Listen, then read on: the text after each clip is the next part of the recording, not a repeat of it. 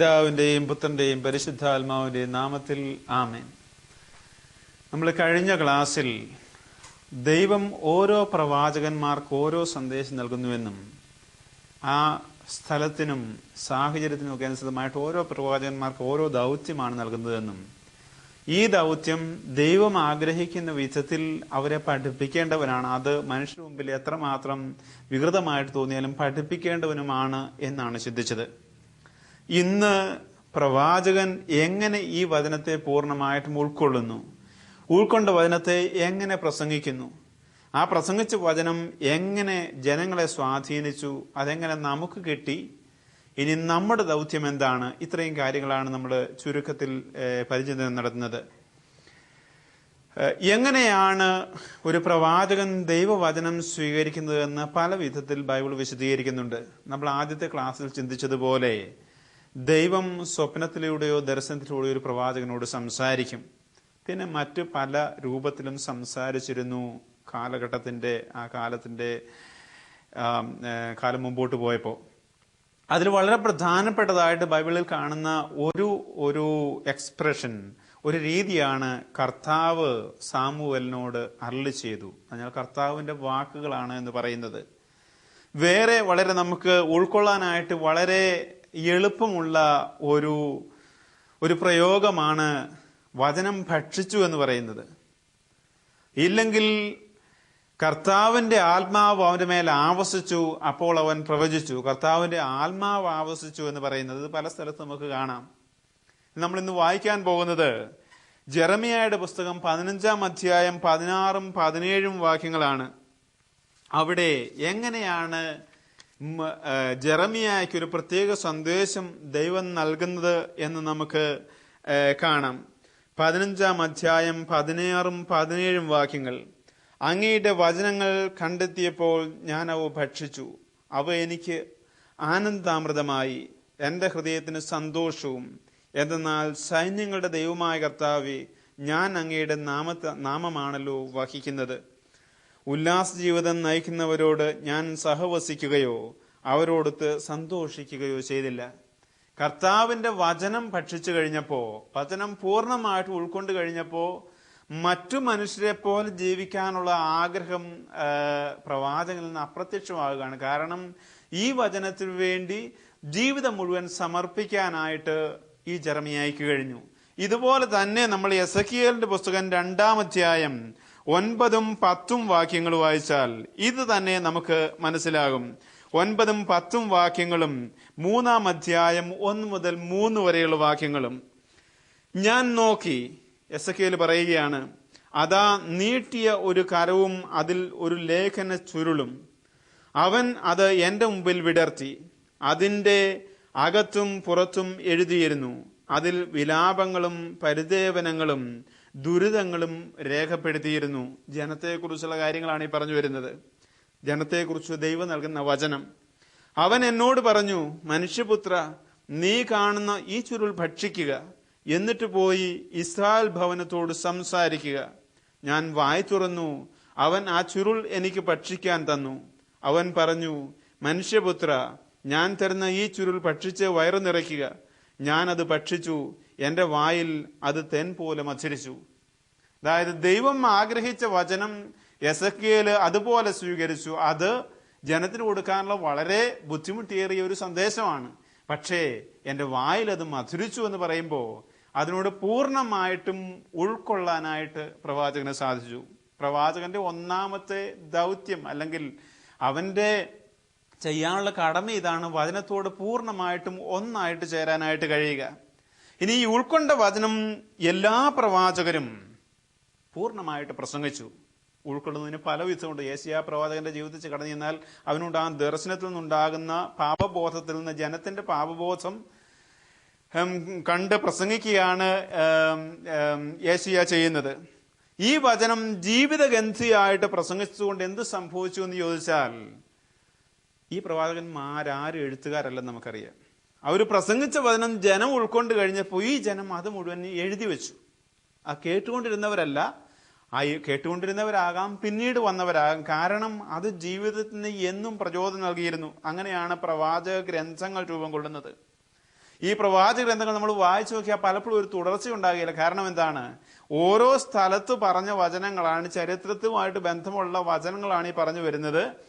അതിന് ചരിത്രത്തിൽ ഒരു പശ്ചാത്തലമുണ്ട്. ഈ പശ്ചാത്തലം മനസ്സിലാകുമ്പോഴാണ് ഈ പ്രവാചകൻ പറഞ്ഞ വചനം എന്താണെന്ന് നമുക്ക് മനസ്സിലാകുന്നത്.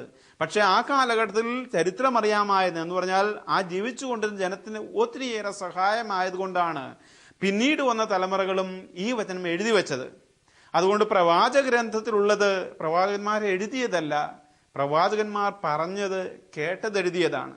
ഇനി ഒരു ഗ്രന്ഥത്തിലേക്ക് കടന്നു എന്നാൽ പ്രവാചകന്റെ നേരിട്ട് കർത്താവ് അരുളി ചെയ്യുന്നു എന്ന് പറഞ്ഞ വചനമുണ്ട് അവിടെ. പ്രവാചകൻ ചെയ്ത പ്രവൃത്തിയെക്കുറിച്ചുള്ള വിവരണമുണ്ട് അവിടെ. പ്രവാചകൻ തന്നെക്കുറിച്ച് തന്നെ പറയുന്ന കാര്യങ്ങളുണ്ട് അവിടെ. എങ്ങനെ വചനം വിശദീകരിച്ചെന്ന് പറയുന്ന ഒത്തിരി കാര്യങ്ങളുണ്ട് അവിടെ. ഇത് നമ്മൾ ഓരോ ഭാഗം തിരിച്ചു വായിക്കാനും മനസ്സിലാക്കുവാനുമായിട്ട് ശ്രമിക്കണം. തുടർച്ചയായിട്ടൊരു പ്രവാചക ഗ്രന്ഥവും വായിച്ച് നമുക്ക് പൂർണ്ണ കഥമായിട്ട് മനസ്സിലാക്കാനായിട്ട് സാധ്യമല്ല. ഇനി നമുക്ക് ഇങ്ങനെ ലഭിച്ചിരിക്കുന്ന 18 ഗ്രന്ഥങ്ങളുണ്ട് പ്രവാചകന്മാരുടെ. യെശയ്യാ, ജെറമിയ, വിലാപങ്ങൾ, ബാറൂക്ക് തുടങ്ങി. അതായത് നമ്മുടെ കത്തോലിക്ക വിശ്വാസികളുടെ ദൈവോധന എടുത്തു വെച്ചാൽ പുതിയ നിയമം തുടങ്ങുന്നത് എല്ലാവർക്കും അറിയാമെന്ന് ഞാൻ വിചാരിക്കുന്നു. അതിന് തൊട്ടുപുറകിലേക്കുള്ള യെശയ്യാ പ്രവാചകൻ മുതൽ പുതിയ നിയമം വരെയുള്ള ഭാഗത്താണ് ഈ പ്രവാചക ഗ്രന്ഥങ്ങൾ, ഈ പറയുന്ന 18 ഗ്രന്ഥങ്ങളും നമുക്കുള്ളത്. അത് വെറുതെ മറിച്ചു നോക്കിയാൽ ഏതൊക്കെയാണ് ഗ്രന്ഥങ്ങൾ നമുക്ക് മനസ്സിലാവും. ഈ ഗ്രന്ഥങ്ങൾ എഴുതിയിരിക്കുന്ന പ്രവാചകർ വളരെ ചുരുക്കം ഭാഗങ്ങളൊക്കെ എഴുതപ്പെട്ടിട്ടുണ്ടെന്ന് മാത്രമേ ഉള്ളൂ. ജെറമിയയുടെ പുസ്തകം 29-ാം അധ്യായത്തിൽ എഴുതിയതായിട്ട് നമുക്ക് കാണാം. ഇല്ലെങ്കിൽ യെശയ്യാ പ്രവാചകന്റെ പുസ്തകം 8-ാം അധ്യായത്തിൽ എഴുതുന്നത് പോലെ കുറച്ച് ഭാഗങ്ങളൊക്കെ ഉണ്ട്. ബാക്കിയെല്ലാം പിന്നീട് വന്ന തലമുറ എഴുതിയതാണ്. അപ്പോൾ അത് നമുക്ക് മനസ്സിലാക്കണം. എഴുതാനുള്ള കാരണം എന്താണ്? ജീവിതഗന്ധിയായിരുന്നു ഈ പ്രവാചകന്മാരുടെ പ്രസംഗങ്ങളെല്ലാം. ഇനി വചനം സ്വീകരിച്ച ഈ പ്രവാചകന്മാർ ചെയ്ത അടുത്ത കാര്യം എന്താണ്? അവർ വചനത്തിലേക്ക് നയിച്ചു മറ്റുള്ളവരെ. ആദിമകാലത്ത് നിയമം വിശുദ്ധീകരിച്ചുകൊണ്ട് യാഹ്വേയിലേക്ക് നയിച്ചെങ്കിൽ പിന്നീട് സാവധാനം നമ്മൾ കാണുന്നത് പ്രവാചകന്മാരിൽ നിന്ന് വചനം തന്നെയായ ക്രിസ്തുവിലേക്ക് ഒരു വിരൽ ചൂണ്ടുന്നതായിട്ടാണ്. യെശയ്യാ പ്രവാചകന്റെ പുസ്തകത്തിൽ 7-ാം അധ്യായം 14-ാം വാക്യത്തില് യെശയ്യാ കന്യകഗർഭം ധരിച്ചൊരു പുത്രനെ പ്രസവിക്കും എന്ന് ക്രിസ്തുവിനെ കുറിച്ച് ഒരു വചനം പറയുന്നുണ്ട്, നമുക്കറിയാം. പിന്നീട് മലാക്കിയാസ് പ്രവാചകന്റെ പുസ്തകം 5-ാം അധ്യായം 2ഉം 3ഉം വാക്യങ്ങൾ നമ്മൾ 2-ാം വാക്യം വായിച്ചാല്, യൂദയായിലെ ബെത്ലഹേമേ, നീ യൂദയായിലെ പട്ടണങ്ങളിലൊട്ടും താഴെയല്ല, കാരണം എന്റെ ജനമായ ഇസ്രായേലിനെ ഭരിക്കാനുള്ളവൻ നിന്നിൽ നിന്ന് പുറപ്പെടുവെന്ന് ക്രിസ്തുവിലേക്ക് വിരൽ ചൂണ്ടുന്നതായിട്ട് നമുക്ക് കാണാം. കത്തോലിക്ക വിശ്വാസികളുടെ ബൈബിൾ എടുത്ത് നമ്മൾ തുറന്നു നോക്കിയാൽ കർത്താവിന്റെ വചനമനുസരിച്ച് തന്നെ യോഹന്നാൻ, സ്നാപക യോഹന്നാൻ ഒരു പ്രവാചകനാണ്. അത് മത്തായിയുടെ സുവിശേഷം 5-ാം അധ്യായം 17 മുതൽ 20 വരെയുള്ള വാക്യങ്ങൾ കർത്താവ് വചനത്തിന്റെ പൂർത്തീകരണമാണെന്ന് പറയുന്നുണ്ട്. 11-ാം അധ്യായം 9-ാം വാക്യത്തില് നമ്മൾ നേരത്തെ ചിന്തിച്ചതാണ്. യോഹന്നാൻ കർത്താവിന്റെ പ്രവർത്തനങ്ങളെ കുറിച്ച് കേട്ടിട്ട് അവന്റെ അടുത്തേക്ക് ശിഷ്യന്മാരെ അറിഞ്ഞിട്ടുകൊണ്ട് ചോദിച്ചു, വരാനിരിക്കുന്ന നീ തന്നെയാണോ അതോ മറ്റൊരുവനെ ഞങ്ങൾ കാത്തിരിക്കണമോ? ഇത് പ്രവാചകന്റെ ഒരു ഒരു ഒരു എന്താണ് സ്ഥിതിവിശേഷമാണ്, മാനസിക അവസ്ഥയാണെന്ന് നമുക്ക് കാണാം. വരാനിരിക്കുന്ന ഒരുവനെ കാത്തിരിക്കുന്നു. അതാണ് യെശയ്യായും മിഖായും എല്ലാം ചെയ്യുന്നത്. ഇനി അപ്പോൾ കർത്താവ് ആ യോഹന്നാൻ ഒരു മറുപടി കൊടുത്തുവിടും, നീ കാണുന്ന പ്രവാചകരോട് നീ കാണുന്നതും കേൾക്കുന്നതൊക്കെ പോയി പറയുക. അതിനുശേഷം യോഹന്നാനെ കുറിച്ച് കർത്താവ് പറയുന്നിടത്ത്, നിങ്ങൾ എന്ത് കാണാനായിട്ട് മരുഭൂമിയിലേക്ക് പോയത്? കാറ്റത്തിളകുന്ന ഞാങ്ങനെയാണോ? മൃദു വസ്ത്രങ്ങൾ ധരിച്ച മനുഷ്യരെയാണോ? അതോ ഒരു പ്രവാചകനെയാണോ? ഞാൻ നിങ്ങളോട് പറയുന്നു, അതെ, പ്രവാചകനേക്കാൾ വലിയവനെ തന്നെ. കർത്താവ് യോഹന്നാനെ അവതരിപ്പിക്കുന്ന പ്രവാചകനായിട്ടാണ്. അപ്പോൾ നമ്മുടെ ദൈവവചന ഭാഗത്ത് ദൈവവചനത്തിൽ പഴയ നിയമ കാലഘട്ടത്തിലെ ഏറ്റവും അവസാന പ്രവാചകനാണ് സ്നാപക യോഹന്നാൻ എന്ന് പറയുന്നത്. ഇത് പ്രവാചകന്മാരുടെ പുസ്തകം നമ്മൾ എടുത്തു നോക്കിയാൽ പുറത്തു നിൽക്കുന്ന ഒരു എണ്ണമാണ്. ആദ്യം അബ്രാഹവും അല്ലെങ്കിൽ മോശയും നിൽക്കുന്നത് പോലെ തന്നെ അവസാനവും. ഈ പ്രവാചകന്റെ അവസാന പ്രവാചകനായ യോഹന്നാൻ ക്രിസ്തുവിലേക്ക് വിരൽ ചൂണ്ടുകയാണ് ചെയ്യുന്നത്. അപ്പോൾ വചനവുമായിട്ട് താതാമ്യപ്പെട്ട് വചനത്തിനു വേണ്ടി കാത്തിരിക്കുന്നവനാണ് ഒരു പ്രവാചകൻ. മത്തായിയുടെ സുവിശേഷം 5-ാം അധ്യായത്തിൽ 17 മുതലുള്ള വാക്യങ്ങളിൽ കർത്താവ് തന്നെ താനൊരു പ്രവചനം പൂർത്തീകരിക്കുന്ന ഒരു പ്രവാചകന്റെ നിരയിലേക്ക് തന്റെ തന്നെ പ്രവൃത്തിയെ ചൂണ്ടിക്കാണിക്കുന്നുണ്ട്. നിയമത്തെയും പ്രവാചകന്മാരെയും പൂർത്തീകരിക്കാനായിട്ടാണ് ഞാൻ വന്നിരിക്കുന്നത്. കർത്താവാണ് പ്രവാചകൻ. കാരണം എന്താണ്? അത് വചനത്തെ കാത്തിരുന്നവനോ വചനത്തിലേക്ക് വിരൽ ചൂണ്ടിയവനോ മാത്രമല്ല, വചനം തന്നെയായിരുന്നു കർത്താവ്. ആ വചനമാണ് പ്രവചനത്തിന്റെ പൂർത്തീകരണം. അതുകൊണ്ടാണ് ഹെബ്രായർ ലേഖനം 1-ാം അധ്യായം 1 മുതൽ 3 വരെയുള്ള വാക്യങ്ങൾ നമ്മൾ വായിക്കുമ്പോൾ നമ്മൾ കാണുന്നത് വാക്യങ്ങൾ ഇങ്ങനെയാണ്: പൂർവകാലങ്ങളിൽ പ്രവാചകന്മാർ വഴി വിവിധ ഘട്ടങ്ങളിലും വിവിധ രീതികളിലും ദൈവം നമ്മുടെ പിതാക്കന്മാരോട് സംസാരിച്ചിട്ടുണ്ട്. എന്നാൽ ഈ അവസാന നാളുകളിൽ തന്റെ പുത്രൻ വഴി അവിടുന്ന് നമ്മോട് സംസാരിച്ചിരിക്കുന്നു. അവനെ അവിടുന്ന് സകലത്തിന്റെയും അവകാശിയായി നിയമിക്കുകയും അവൻ മുഖേന പ്രപഞ്ചത്തെ സൃഷ്ടിക്കുകയും ചെയ്തു. അപ്പോൾ വിശുദ്ധ ഗ്രന്ഥകർത്താവ്, പുതിയ നിയമത്തിൽ കർത്താവിന് നമ്മൾ കാണുന്നത് പ്രവചനങ്ങളുടെ മുഴുവൻ പൂർത്തീകരണമായിട്ടാണ്. കാരണം അവനാണ് നിയമത്തിന്റെ മുഴുവൻ പൂർത്തീകരണം. ഇത് മത്തായിയുടെ സുവിശേഷം 5 മുതൽ 7 വരെയുള്ള വാക്യങ്ങൾ നമ്മൾ വായിച്ചാൽ പ്രത്യേകമായിട്ടും നമുക്ക് മനസ്സിലാകും. പ്രവചനങ്ങളുടെ മുഴുവൻ പൂർത്തീകരണം കർത്താവിലാണ്. ഇനി കർത്താവിന് ശേഷം എന്താണ് പ്രവചനത്തിന്റെ ഒരു സ്ഥിതിവിശേഷം നമുക്ക് മനസ്സിലാക്കാൻ കഴിയും. ആദിമസഭയിലും പ്രവാചകന്മാരുണ്ടായിരുന്നു. ഇത്രയും തീവ്രമായിട്ട് പ്രവാചക ദൗത്യം നിർവഹിച്ചവരല്ല. ആ കാലഘട്ടത്തിൽ ചേർന്ന് ദൈവദർശനങ്ങളൊക്കെ കിട്ടിയ മനുഷ്യരുണ്ടായിരുന്നു. ഇവരുടെ ദൗത്യം എന്താണ്, അല്ലെങ്കിൽ ഇന്നും തുടരുന്ന സഭയുടെ ദൗത്യം എന്താണ്? പ്രവചനപരമായിട്ടുള്ള ദൗത്യം. പ്രവാചകന്മാരുണ്ടായിരുന്നുവെന്ന് കൊറിന്തോസുകാർ ലേഖനം 1-ാം ലേഖനം 12-ാം അധ്യായം 8-ാം വാക്യം 28-ാം വാക്യം പ്രത്യേകമായിട്ട് പറയുന്നുണ്ട്. അപ്പൊ ഇവരുടെ ദൗത്യം എന്താണ്? നമ്മുടെ എല്ലാം പ്രവചന ദൗത്യത്തിന്റെ, അല്ലെങ്കിൽ നമുക്ക് പ്രവാചക ദൗത്യം ഉണ്ടെന്ന് പറയുമ്പോൾ ജീവിതത്തിന്റെ അടിസ്ഥാനം ദൈവം തരുന്ന നിയമമായിരിക്കണം. ഓരോ പഴയ നിയമത്തിലെ പ്രവാചകനെയും പോലെ ഈ നിയമത്തിന്റെ അടിസ്ഥാനത്തിൽ നിയമം അനുസരിച്ചുകൊണ്ട് ദൈവികമായുള്ള എല്ലാ സംവിധാനങ്ങളോടും ചേർന്നുകൊണ്ട് ദൈവത്തിന്റെ വചനത്തിലേക്ക് ജനത്തെയും നമ്മുടെ തന്നെയും ജീവിതം നയിക്കാനായിട്ട് നമുക്ക് സാധിക്കുമ്പോഴാണ് നമ്മുടെ പ്രവാചക ദൗത്യം പുതിയ നിയമത്തിൽ പൂർത്തീകരിക്കപ്പെടുന്നത്. ദൈവിക നിയമത്തിന്റെ അടിസ്ഥാനത്തിൽ ജീവിതത്തെ മുമ്പോട്ട് നയിക്കാനായിട്ട് കഴിയുക.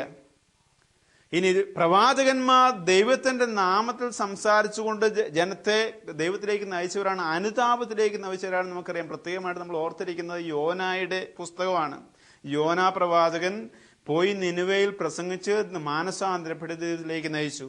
പ്രവാചകന്മാർ ദൈവത്തിലേക്ക് അനുതാപത്തിലൂടെ ജനത്തെ നയിച്ചവരാണ്. ആ ദൗത്യമാണ് ഇന്ന് നമ്മുടെയും. ദൈവവചനം പൂർണ്ണമായിട്ടും ദൈവിക നിയമവും നമുക്ക് പറയാം. കാരണം പഴയ നിയമകാലത്തെ പ്രവാചകന്മാരെല്ലാം ദൈവം നൽകിയ നിയമത്തെ വിശദീകരിച്ച് സമൂഹത്തെ മുമ്പോട്ട് കൊണ്ടുപോയവരാണ്. ദൈവ നിയമം ഇന്ന് നമ്മൾ കാണുന്നത് ഇന്നത്തെ നമ്മുടെ പുതിയ നിയമത്തിലും പഴയ നിയമത്തിലും അതുപോലെ തന്നെ സഭയിലും ഈ നിയമത്തെ വിശദീകരിച്ചുകൊണ്ട് ദൈവത്തിലേക്ക് ജനത്തെ മുഴുവനും നയിക്കുന്നവരാണ് പ്രവാചകന്മാർ. ആ നയിക്കാനായിട്ട് അവർക്ക് സാധിച്ചത് വചനത്താൽ സ്വയം നിറഞ്ഞവരായതുകൊണ്ടാണ്. ദൈവം നൽകിയ വചനം പൂർണ്ണമായിട്ടും ഉൾക്കൊള്ളാനായിട്ട്, അത് ഭക്ഷിക്കാനായിട്ടും വചനത്തിനു വേണ്ടി ജീവൻ സമർപ്പിക്കാനുമായിട്ട് അവർക്ക് സാധിച്ചു. ആമോസിന്റെ വാക്കുകളിൽ പറഞ്ഞാൽ, സിംഹം ഗർജിച്ചു, ആരാണ് ഭയപ്പെടാതിരിക്കുക? ദൈവമായ കർത്താവ് സംസാരിച്ചു, ആർക്കാണ് സംസാരിക്കാതിരിക്കാനായിട്ട് കഴിയുക? ആ ഒരു ബോധ്യമായിരുന്നു പ്രവാചകന്മാരുടേത്. ഇന്ന് നമ്മുടെയും ദൗത്യം മറ്റൊന്നുമല്ല, വചനത്താൽ നിറയണം. വചനത്താൽ നിറഞ്ഞു നിന്നതുകൊണ്ട് ഈ ലോകത്തിലേക്ക് നട്ടിട്ട് ലോകത്തിനുണ്ടാകുന്ന ഓരോ സംഭവങ്ങളെയും വിശകലനം ചെയ്തുകൊണ്ട് ദൈവിക നിയമത്തിന്റെ വെളിച്ചത്തിൽ ഈ സംഭവങ്ങളെ കാണാനും അതിന്റെ അർത്ഥവും ദൈവം ആഗ്രഹിക്കുന്ന ജീവിത രീതിയും തിരഞ്ഞെടുക്കാനായിട്ട് ഈ ജനത്തെ മുഴുവനും നയിക്കാനായിട്ട് നമുക്ക് കഴിയണം. അതാണ് പ്രവാചക ദൗത്യം. അതൊരു പക്ഷേ മറ്റുള്ളവരിൽ നിന്ന് വ്യത്യസ്തമായിരിക്കാം, പക്ഷേ ദൈവിക പദ്ധതിയോട് ചേർന്ന് നിൽക്കുന്നതായിരിക്കണം. ദൈവിക പദ്ധതികൾക്ക് ചേരാത്തത് ഒന്നും നിലനിൽക്കുക. നമുക്കറിയാം, പ്രവാചകന്മാർ തന്നെ ഒത്തിരിയേറെ പ്രവാചകന്മാരുണ്ടായിരുന്നു നമ്മൾ കണ്ടു കഴിഞ്ഞു. ബാലിന്റെ 450 പ്രവാചകന്മാരും അഷേറയുടെ 400 പ്രവാചകന്മാർക്ക് എതിരെയാണ് ഒരേ ഒരു പ്രവാചകനായിട്ടുള്ള ഏലിയ പടുവെട്ടുന്നത്. ഈ ഏലിയയുടെ ചരിത്രമാണ് ബൈബിളിൽ വന്ന് പെട്ടിരിക്കുന്നത്. ഇല്ലെങ്കിൽ ആദിമകാല പ്രവാചകന്മാരുടെ ചരിത്രത്തിൽ പേരില്ലാത്ത പ്രവാചകൻ പോലും ഉണ്ട്. കാരണം എന്താണ്? ജനത്തെ ദൈവം ആഗ്രഹിക്കുന്ന വിധത്തിൽ നന്മയിലേക്ക്, ദൈവത്തിലേക്ക് തിരിച്ചു കൊണ്ടുവരുവാനായിട്ട് ആ പ്രവാചകന്, അല്ലെ പ്രവാചകന്മാർക്ക് ഓരോരുത്തരും സാധിച്ചു. നമ്മുടെ ജീവിതം, നമ്മുടെ പ്രവാചക ദൗത്യം ചരിത്രത്തിൽ സ്ഥാനം പിടിക്കണമെങ്കിൽ ദൈവത്തിൻ്റെ പദ്ധതിയിൽ ആത്മാർത്ഥമായിട്ട് പങ്കാളികളാകാനായിട്ട് നമുക്ക് സാധിക്കണം. അതിനു വേണ്ടിയിട്ടാണ് നമ്മൾ ദൈവിക നിയമത്തെയും ദൈവം നമ്മളോട് ആവശ്യപ്പെടുന്ന രീതിയിലും പ്രവർത്തിക്കണം എന്ന് പ്രവാചകന്മാർ നമ്മളെ ഉത്ബോധിപ്പിക്കുന്നത്. അപ്പം ഈ പ്രവാചക ദൗത്യത്തിലേക്ക് നമുക്കെല്ലാം കടന്നു പോകാനായിട്ട് കഴിയണം. നമ്മൾ ഇത്രയും ചർച്ച ചെയ്ത് കൊണ്ടുവന്ന ഭാഗത്തിലേക്കൊന്ന് തിരിഞ്ഞു നോക്കിക്കൊണ്ട് നമുക്ക് ഈ പ്രവാചകന്മാരെ കുറിച്ചുള്ള ചർച്ച ഇപ്പോൾ അവസാനിപ്പിക്കാം. നമ്മൾ പ്രവാചകന്മാർ ഒരു മധ്യസ്ഥനാണെന്ന് പറഞ്ഞു. അത് മാധ്യസ്ഥം, പ്രവാചക ശുശ്രൂഷ ലോകത്തുടലെടുക്കുന്നത് മനുഷ്യന്റെ ദൈവത്തിന് മുമ്പിൽ നിൽക്കാനുള്ള അസാധ്യതയുടെ വെളിച്ചത്തിലുണ്ടായ ദൈവം നൽകിയ ഒരു ദാനമാണെന്ന് നമ്മൾ പുറപ്പാടിന്റെ പുസ്തകത്തിൽ വായിച്ചുകൊണ്ട് നമ്മൾ കണ്ടതാണ്. പിന്നീട് ഈ പ്രവാചകൻ ദൈവവചനം സ്വീകരിച്ചുകൊണ്ട് ദൈവത്തോട് പറയേണ്ട കാര്യങ്ങൾ, ജനത്തിന് പറയാൻ ആഗ്രഹിച്ചിരുന്ന കാര്യങ്ങൾ പോയി പറയുകയും ജനത്തെ ദൈവഹിതം അറിയിക്കുകയും ചെയ്തിരുന്നു നമ്മൾ കണ്ടു. ഇനി പ്രവാചക ദൗത്യം എന്ന് പറയുന്നത് മധ്യപൂർവ്വദേശത്തെ എല്ലാ രാജ്യങ്ങളിലും ഉണ്ടായിരുന്ന ഒരു പ്രവൃത്തിയാണ്, അല്ലെങ്കിൽ ഒരു ശുശ്രൂഷയാണ് നമ്മൾ കണ്ടു. കാരണം രാജാക്കന്മാരും ജനങ്ങളുമാണല്ലോ സമൂഹത്തിലെ രണ്ട് വ്യക്തികൾ എന്ന് പറയാവുന്നത്. രാജാക്കന്മാർക്ക് യുദ്ധത്തിൽ പോകണമെങ്കിൽ അതിന് ദൈവം തങ്ങളെ അനുവദിക്കുന്നുണ്ടോ ഇല്ലയോ എന്ന് അറിയണമായിരുന്നു. അല്ലെങ്കിൽ ഒരു പ്രത്യേക കാര്യം ചെയ്യണമെങ്കിൽ ദൈവം എന്താണ് ചിന്തിക്കണമെന്ന് അറിയണമായിരുന്നു. അപ്പോൾ അവർക്ക് പ്രവാചകന്മാരുടെ സഹായം ആവശ്യമുണ്ടായിരുന്നു. യാഹ്വേ പ്രവാചകന്മാരോട് സ്വപ്നത്തിലും ദർശനമൊക്കെ പ്രത്യേകമായിട്ട് സംസാരിച്ചു വന്നപ്പോൾ മറ്റു പ്രവാചകന്മാർ, മറ്റു മതങ്ങളിലുള്ള പ്രവാചകന്മാർ ഒരുപക്ഷെ ഊറിയും തുമ്മിയും പോലെയുള്ള ടെക്നിക്കുകൾ ഉപയോഗിച്ചിട്ടുണ്ടാവാം. നമുക്ക് കൃത്യമായിട്ട് പലതും അറിഞ്ഞുകൂടെയെന്ന്. അപ്പോൾ അങ്ങനെ പ്രവാചക ദൗത്യം വളരെയധികം വിശദീകരിച്ചെന്ന് പറഞ്ഞാൽ പല സമൂഹങ്ങളിലും ഉണ്ടായിരുന്ന ഒരു ശുശ്രൂഷയാണ്. പക്ഷെ ഇസ്രായേലിന് അവിടെ കൃത്യമായിട്ട് നിയമം ഉണ്ടായിരുന്നു. കർത്താവിന്റെ പ്രവാചകന്മാരെ മാത്രമേ നിങ്ങൾ ശ്രദ്ധിക്കാവൂ, അന്യദേവന്മാരുടെ പുറകെ പോകരുത്. പിന്നീട് നമ്മൾ ചർച്ച ചെയ്ത പ്രധാനപ്പെട്ട വിഷയം ചരിത്രത്തിൽ എങ്ങനെ പ്രവാചകന്മാര് ചരിത്രത്തെ സ്വാധീനിച്ചു. അവിടെ നമ്മൾ കണ്ടു അബ്രാഹം മുതൽ ഇങ്ങ് വരെ ഇസ്രായേലിന്റെ ചരിത്രത്തിലെ വിപ്രവാസവും രാജവാഴ്ചയും വിപ്രവാസവും അതിനുശേഷം തിരിച്ചുപോക്കും പുനരുദ്ധാനവും അവസാനം വരുന്ന ദേവാലയത്തിന്റെ പുനർനിർമ്മാണവും കഴിഞ്ഞ ശേഷവും മലാക്കിയാസ് വരെ എല്ലാ ചരിത്രത്തിലെ പ്രധാന ഘട്ടങ്ങളിലും പ്രവാചകന്മാർ നിർണായകമായിട്ടുള്ള പങ്ക് വഹിച്ചിട്ടുണ്ടെന്ന്. ഇത് വ്യക്തമാക്കുന്ന ഒരു പ്രത്യേക കാര്യമുണ്ട്. പലപ്പോഴും നന്മയ്ക്കായിട്ട് പ്രവാചകന്മാർ മാറ്റിവിട്ടു, പലപ്പോഴും പ്രവാചകന്മാരെ അവർ കേൾക്കാതെ പോകുന്നു. അങ്ങനെയാണ് ചരിത്രം മാരും തിരിഞ്ഞും പോകുന്നത്. എന്തു തന്നെ സംഭവിച്ചാലും ദൈവത്തിന്റെ അറിവോടെയും ദൈവത്തിന്റെ ആ പരിപാലന കീഴുമാണ് ഇതെല്ലാം സംഭവിച്ചിട്ടുള്ളത്. അത് മുഴുവനും നന്മയ്ക്കായിട്ട് തിരിച്ചുവിടാനും ദൈവം ആഗ്രഹിക്കുന്ന വിധത്തിൽ ചരിത്രത്തെ മുമ്പോട്ട് കൊണ്ടുപോകാനായിട്ടും ദൈവത്തിന് സാധിച്ചിട്ടുണ്ട്. കാരണം ദൈവപ്രമാണം സ്വീകരിക്കുന്ന കുറെ അധികം പ്രവാചകന്മാര്, അതിനെ ഭക്ഷിക്കുന്ന, ദൈവത്തിന്റെ വചനം ഭക്ഷിക്കുന്ന കുറെ പ്രവാചകന്മാര്, അത് ജീവിതത്തിൽ വ്രതമാക്കുന്ന, അങ്ങനെ സമൂഹത്തിൽ നിന്ന് തന്നെ വേണമെങ്കിൽ മാറി നിൽക്കാൻ കഴിവുള്ള പ്രവാചകന്മാരുണ്ടായിരുന്നു. പക്ഷെ അത് ദൈവത്തിന് വേണ്ടി മാത്രമാണെന്ന് ഓർക്കണം. അതുകൊണ്ടാണ് സമൂഹം അവരുടെ വചനം ഇരു കൈകളും നീട്ടി സ്വീകരിച്ചത്. നമുക്ക് ഇന്ന് ഇത്രയധികം പ്രവാചക ഗ്രന്ഥങ്ങളുള്ളത്. ഇനി ഈ പ്രവാചകന്മാരെല്ലാം ചരിത്രത്തിലുള്ള എല്ലാ സംഭവങ്ങളും അനലൈസ് ചെയ്തിട്ട്, എന്ന് പറഞ്ഞാൽ വിശകലനം ചെയ്തുകൊണ്ട്, ദൈവവചനത്തിന്റെ വെളിച്ചത്തിൽ വിശകലനം ചെയ്തുകൊണ്ട് അവരെ ദൈവത്തിലേക്ക് തിരിച്ചുവിട്ടവരാണ്. ഇത് നമുക്കും സാധിക്കണം. ഇന്നും എന്നും സംഭവിക്കുന്ന കാര്യങ്ങൾ ദൈവം പഠിപ്പിച്ച പ്രമാണങ്ങളുടെ അടിസ്ഥാനത്തിൽ വിശദീകരിക്കാനും ആത്മാർത്ഥമായിട്ട് വിശദീകരിക്കാനും ദൈവം തരുന്ന സംവിധാനത്തിൽ തന്നെ, അതിന് പുറത്ത് ചാടിപ്പോയിക്കൊണ്ടല്ല, സംവിധാനത്തിൽ തന്നെ ദൈവത്തിന്റെ സഭയെയും ജനങ്ങളെയും മുമ്പോട്ട് കൊണ്ടുപോകാൻ നമുക്ക് സാധിക്കണം. അവസാനമായിട്ട് പ്രവാചകന്മാർ ചെയ്ത, അല്ലെങ്കിൽ പ്രത്യേകമായിട്ട് യോഹന്നാൻ ചെയ്തൊരു കാര്യമാണ് നമുക്ക് ചിന്തിക്കാനായിട്ടുള്ളത്. പ്രവാചകന്മാർ, വചനം ഉൾക്കൊണ്ട പ്രവാചകന്മാർ വചനത്തിലേക്ക് നയിച്ചു. നമുക്കും വചനം ഉൾക്കൊണ്ടുകൊണ്ട് ക്രിസ്തുവിലേക്ക് എല്ലാവരെയും നയിക്കാനും അവരെ ക്രിസ്തുവിന് മുമ്പിൽ എത്തിക്കാനായിട്ടും സാധിക്കട്ടെ. അതിന് നമുക്ക് എല്ലാവർക്കും പരിശ്രമിക്കാം. ആമേൻ.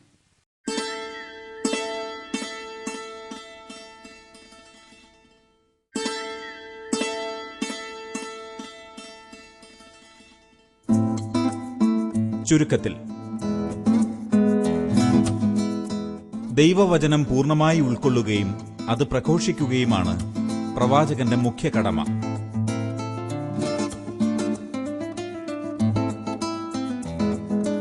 ദൈവവചനം സ്വീകരിച്ച പ്രവാചകന്മാർ വചനം ജീവിതഗ്രന്ഥിയായി പ്രഘോഷിച്ചതിന്റെ ഫലമാണ് നമുക്ക് ലഭിച്ചിരിക്കുന്ന പ്രവാചക ഗ്രന്ഥങ്ങൾ.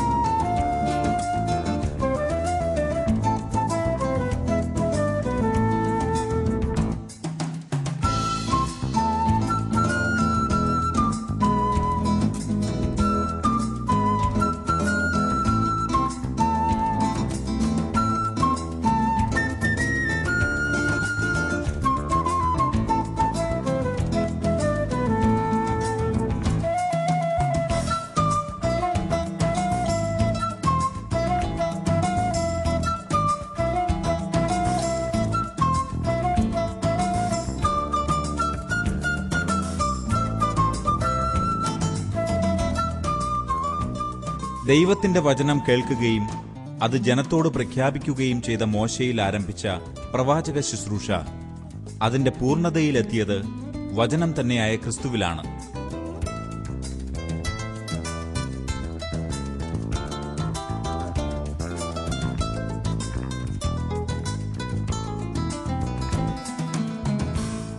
നിലവിലുള്ള ദൈവിക സംവിധാനങ്ങളെ നിരൂപണ വിധേയമാക്കിയെങ്കിലും അവയെ തകർത്തുകൊണ്ടല്ല പ്രവാചകന്മാർ വചനം പ്രസംഗിച്ചത്.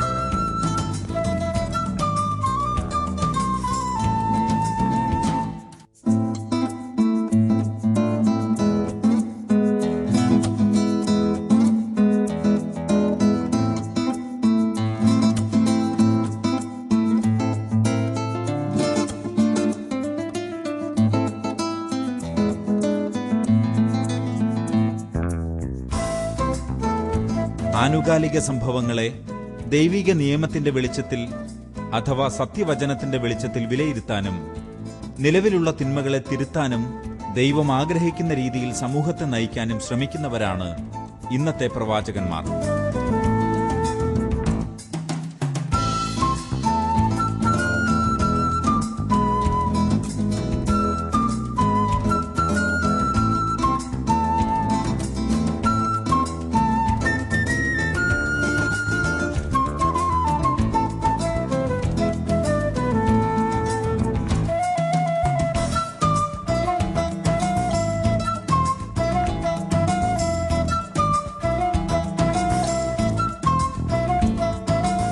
ഇന്നത്തെ ചോദ്യങ്ങൾ: ബൈബിളിൽ എത്ര പ്രവാചക ഗ്രന്ഥങ്ങളുണ്ട്? അവ ഏതെല്ലാം? പ്രവാചക ശുശ്രൂഷയുടെ അടിസ്ഥാനം മോശയുടെ നിയമമായിരുന്നു. അതിന്റെ പൂർത്തീകരണം ക്രിസ്തുവും. വിശദീകരിക്കുക.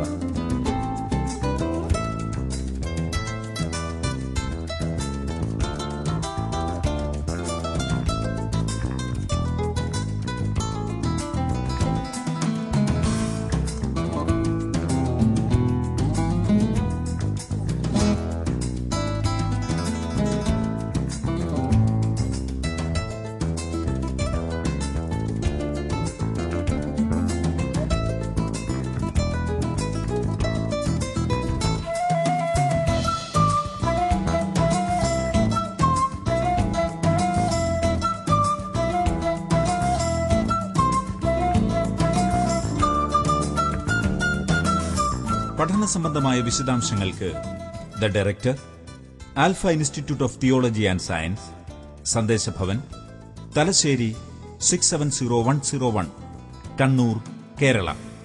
ടെലിഫോൺ 049023444727. Email alfits@gmail.com. ഈ പ്രോഗ്രാമിനെക്കുറിച്ചുള്ള നിങ്ങളുടെ അഭിപ്രായങ്ങളും നിർദ്ദേശങ്ങളും ഞങ്ങളെ അറിയിക്കുക. വിലാസം: ദ പ്രൊഡ്യൂസർ തിയോളജിയ Shalom TV, Peruvannamuzhi PO, Kozhikode 673528.